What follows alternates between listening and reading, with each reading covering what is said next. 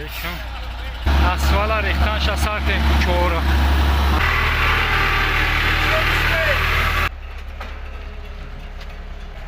اسفال چخیله؟ زور شده یا؟ ای مالدیس.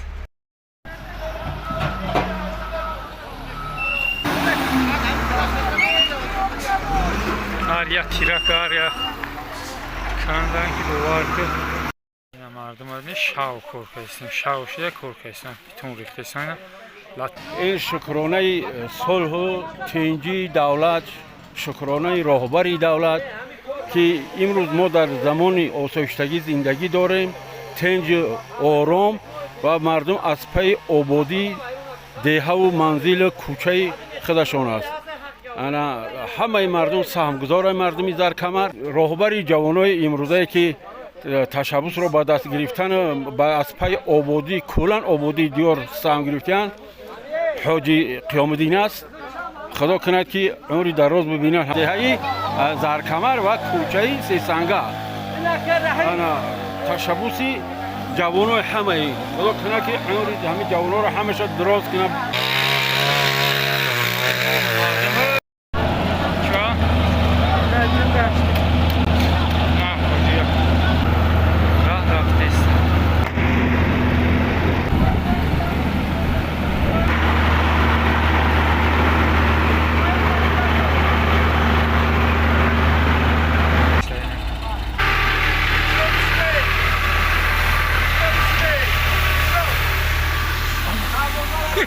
بزرگترین دهه دنیا زرکمر ما که در این روز تمام مردم ما از سطح جوانمردی و یگتیشته رای ما را اصلاح دارند. عزیز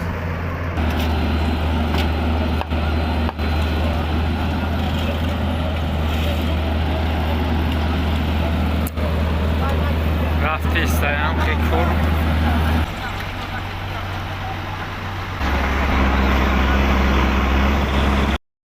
السلام علیکم و رحمت الله و برکاته. بچه‌های موضوع هم از خوب است که خوب است. بچه‌های ما چند روزی بوده 13 روزی در هم کشو همه کشو در کور گردیم برو کورو را خود را کشو گردیم دیوالو را گردوندیم درختو را بریدیم همه کشو که درگیری اینا باشه کور گردیم راه را مقصدی کشو کردیم. این خدا باشه رحمت نگذشته اولی آخرین رحمت همین سفری بچه بوبی نصرت همین سفر که چند روزی یک جای اکو تو بگیره بدونانش و کمال با ماشین مایدان نیمش خاطی ما کار کرده خدمت کرده مقصد چه اسفال اینا نگاه که بهترین نه لوی نه چالی و بودی روی نه چند او نه چانگ اینا نگاه که